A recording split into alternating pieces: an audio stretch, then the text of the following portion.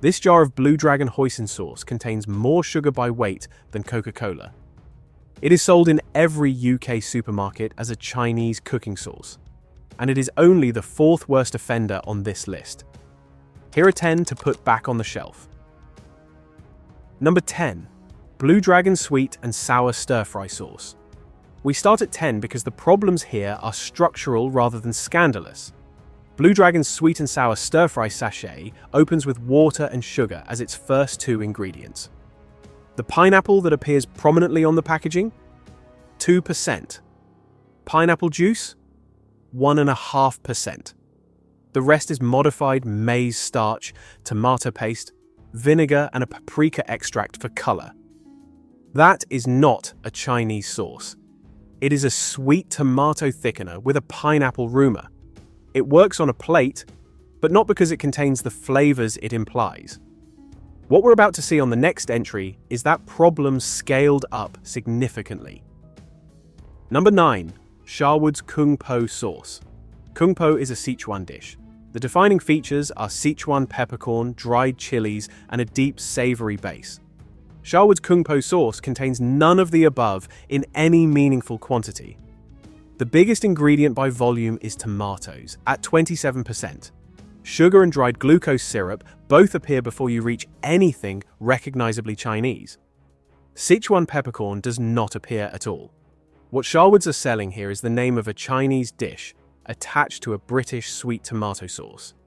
It is not Kung Po. It is a jar of sweetened tomato with a branding decision. Moving on, because the next one is using the word authentic in a way that really needs examining. Number 8. Amoy Dark Soy sauce.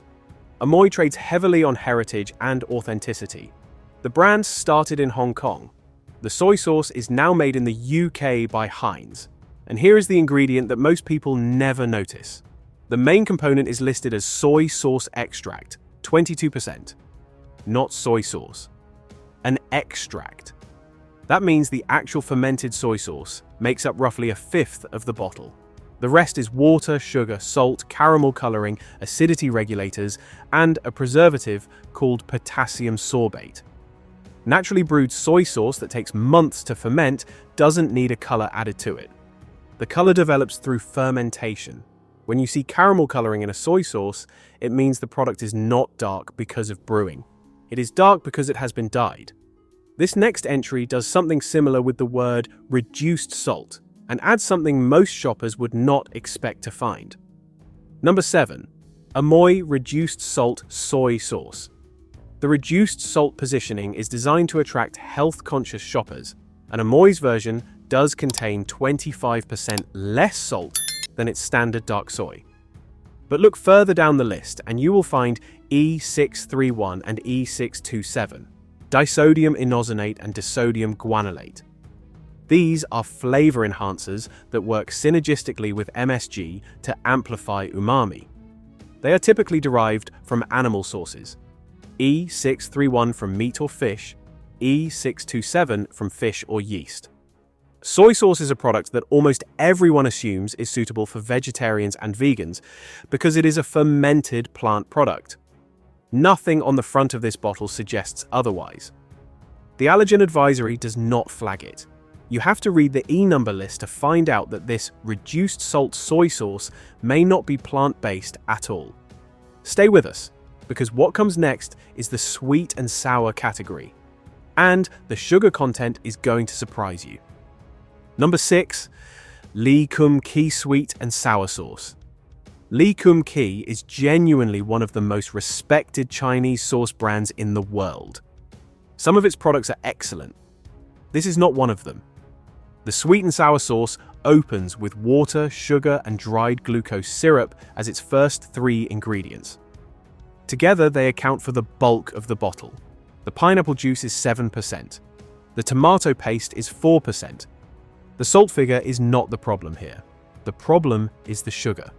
At those ratios, 3 sugar-based ingredients ahead of any real food, you are adding approximately the same amount of sugar to your dinner as you would pouring a glass of Coca-Cola over it. Lee Kum Kee's own premium lines do far better. This is the budget version, wearing the same badge. The next one is similar, but carries claims about authenticity that make the gap between label and contents harder to excuse. So, if you've picked up any of these this week, drop the brand in the comments below. Let's see which one is most common in British kitchens. And if this is useful, subscribe so you don't miss the next investigation. Number 5. Lee Kum Kee Sweet Soy Sauce. This one is sold specifically for dim sum, rice, and as a versatile dipping sauce, which means people are using it neat, directly on food, with nothing to dilute it. Turn the bottle over. The first 3 ingredients are water, sugar, and salt. The soybeans are 7th on the list, at only 7%. The product also contains E631, which is plain caramel coloring, and 3 separate flavor enhancers: E621, which is MSG, E631, and E627. The irony is that MSG is one of the most misrepresented additives in food. It is not inherently harmful, but when it appears in a product that contains barely any fermented soy, it is not enhancing the flavor of something real. It is simulating the flavor of something that is not there. This is a sugar and salt solution, with caramel dye and umami flavor added to make it taste like soy sauce. The soy is almost an afterthought. The hoisin category is next, and it has its own specific problems, starting with what 2 major brands are using as a coloring agent. Number 4. Sharwood's hoisin sauce. Sugar is the first ingredient in Sharwood's hoisin sauce. The fermented soybean paste that gives hoisin its depth and character? 15%. The coloring agent used is listed as ammonia caramel. Class 4 caramel coloring, made using ammonium compounds. It is legal and food safe. It is also the caramel color class most associated in research with potentially harmful compounds called imidazoles, which form during the production process at high temperatures. You are unlikely to consume enough hoisin sauce for this to represent a significant health risk. But you are buying a product that is primarily sugar, colored brown, with an industrial coloring agent, and told it is a Chinese fermented sauce. The fermented component is a supporting role in what is essentially a very dark jam. This next one is in the same category and makes the same mistake, but at an even more extreme ratio. Number 3. Blue Dragon Rich Hoisin Sauce. Blue Dragon's Rich Hoisin Sauce contains 60 grams of sugar per 100 grams. 60% sugar by weight. The salt figure is 8 grams per 100 grams, which is almost double the amount in seawater. Sugar is the first listed ingredient. The caramel coloring used is also ammonia caramel. Class 4, the same category as Sharwood's. The soybean paste makes up 22% of the product, which is higher than Sharwood's and does represent real fermented content. But at 60% sugar and 8% salt, the nutritional profile of this sauce is extraordinary. A single typical serving adds more sugar than a bourbon biscuit and more salt than 3 packets of standard crisps. It is not food. It is a condiment that happens to contain some food. The runner-up has one of the worst ratios between what the name implies and what is actually in the jar. Number 2. Lee Kum Kee Panda Oyster Sauce. Oyster sauce is supposed to be made from oysters. The Panda variant, the most widely sold version in UK supermarkets, contains 11% oyster extract. Water and sugar are the first 2 ingredients. The sauce contains E621, which is MSG, and E150A, the caramel coloring. Salt content 11.5 grams per 100 grams. For context, the recommended daily intake for salt is 6 grams per day for an adult. A single serving of this oyster sauce, around a tablespoon, 15 to 18 grams, contains approximately 1.7 to 2 grams of salt before you have added a single other ingredient to your dish. The rest of the meal has not started yet. The product is not dangerous. People eat it every day without consequence. The issue is what it is. Not oyster sauce with flavorings, but a sugar and salt base with caramel coloring, MSG, and 11% oyster extract. That is the product. And it is sold in every major UK supermarket as though it is the obvious thing to reach for when cooking Chinese food. which leaves us at number 1. A product that combines almost everything we have covered in this list into a single bottle. Number 1.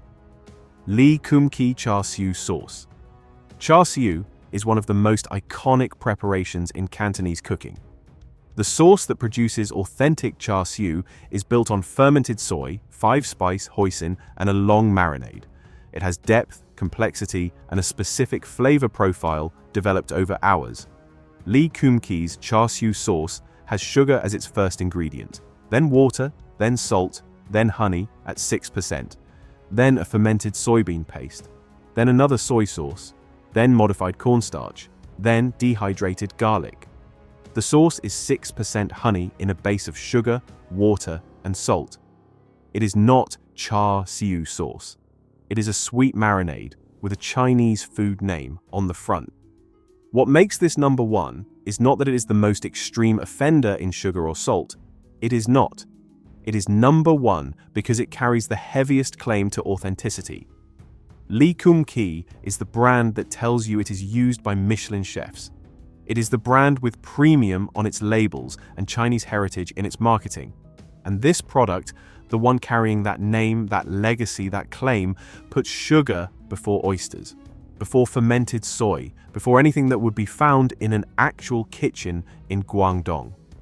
That gap between what the label implies and what the ingredients deliver is what this whole list is about. So, what does better look like? 2 things to check before buying any Chinese cooking sauce. Look at what is first on the ingredients list.